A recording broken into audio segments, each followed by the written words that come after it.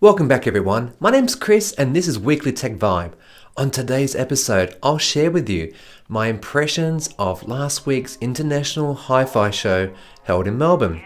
What was it like? Would I do it again? Alright, this and more right after this. Last weekend I attended the show at the Pullman Mercure Hotel at Albert Park. With about 108 retailers showing their wares throughout the hotel, it was a little confusing traversing the maze-like corridors and visiting exhibitors in a variety of room sizes. I spent about 2 hours in all marveling at some serious audio-visual gear, and I actually really appreciated that they were able to demonstrate in their own rooms without unwanted noise or distractions from others. I saw speakers of varying sizes, configurations and price points, from several $100s through to, get this, $33,000. Like, wow. I went with my friends and we both agreed that whilst the fit and finish of these more expensive brands were impressive, in general, I couldn't tell the difference between the cheaper ones and the more expensive ones. Don't hate me, it's a subjective thing and I get that people like what they like, but I know the performance characteristics by the numbers like frequency range, sensitivity, and what makes a quality speaker a great speaker. But it's hard to justify a massive price tag when you know that if you were to buy individual components and put these things together yourself, that they will cost way less than what I saw. Here's a bad example for you. In Australia, $35,000 buys you a brand new Honda HR-V or one set of speakers. Different strokes for different folks, I guess.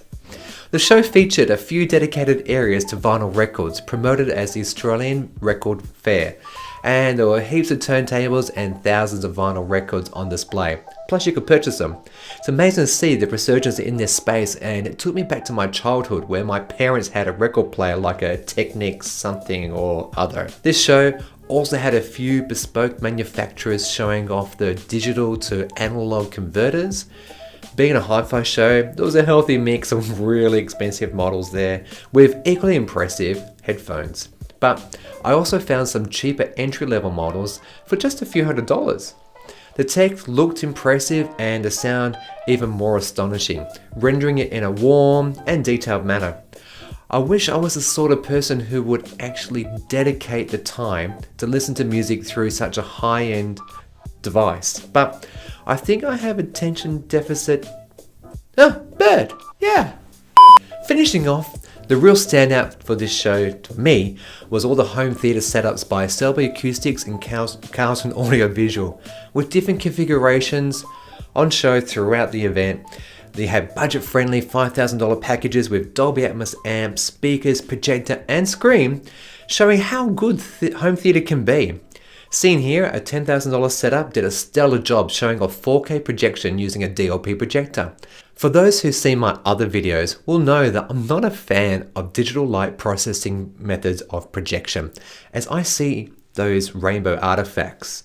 But I must confess, thankfully I didn't see any, and I can't recall if they used the Optima UHD51 or the BenQ 1700, so I'll have to go and review these models again, as the picture looked great with no visible pixelation, similar light picture, deep blacks and no tearing. It came fast and was represented well in scenes like Mad Max. Very impressive. A few more displays were exciting for me, like the Crix audio demonstration, showing off what 24 1010 speaker layout can do for vector sound control. This Dolby Atmos demo was breathtaking. From the barcode projector, 6-meter acoustically transparent screen, to the 44 speakers, this demo pushed so much air that I actually felt my body reverberating.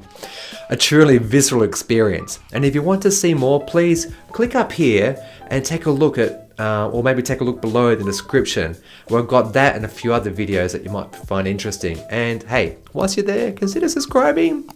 I upload every Wednesday and Friday and detail tech in Australia. Thanks in advance. A few more home theatre demos that took my fancy were the daytime screens and laser projection system by I don't know, whatever brand that is.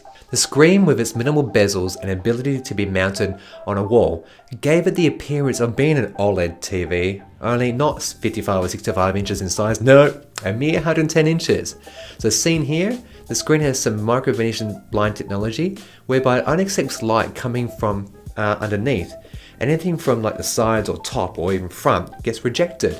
It's pretty impressive, and in future I think that people will be actually maybe buying these because look, the colors are great, picture popped, 4K looks beautiful, and it actually really did look like an OLED TV, but nowhere near the price of what you can buy them for these days, you know, those big LED OLED ones. So yeah, something to look for if you're in the market. And last but not least, a beautiful Stuart CinemaScope screen was doing a great job with an Epson 9300, doing some 4K pixel shifting. I'll do a video on this real soon, as it's so captivating how it handles movies. Natively, the projector's only 1080, but through some onboard processing, it's able to accept a 4K input feed and upscale pixel shift content, and it makes it look better than 1080. It really does.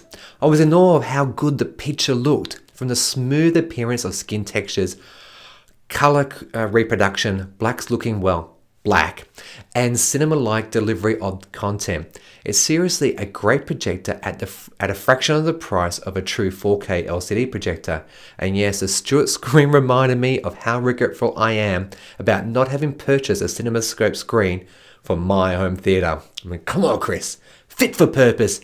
Fundamentals of home theater. Oh, why? Why do I do these things? Oh, okay. So, did you attend the Hi-Fi show? Let me know by putting a comment down below, or if you have any questions, please leave them down there and I promise to respond to them. For me, I enjoyed my time at the Hi-Fi show. More for the home theater equipment, as this sort of stuff really excites me, even if I can't afford it. At $22 for pre-sale tickets or $30 at the door, I felt the price was spot on, and it's a great way to spend several hours of escapism and dreaming. Would I go next year? Oh, you bet. And I'll try and get some press credentials so I can do some stories with the vendors, which will be awesome. And hey, if you haven't done so already, consider liking, subscribing, sharing this on your socials. I put episodes out every Wednesday and Friday, and for those who enjoy podcasts, you can also find Weekly Tech Vibe on your favorite service like iTunes or Google Play. Oh, no, lots more. And hey, until next time, stay techie.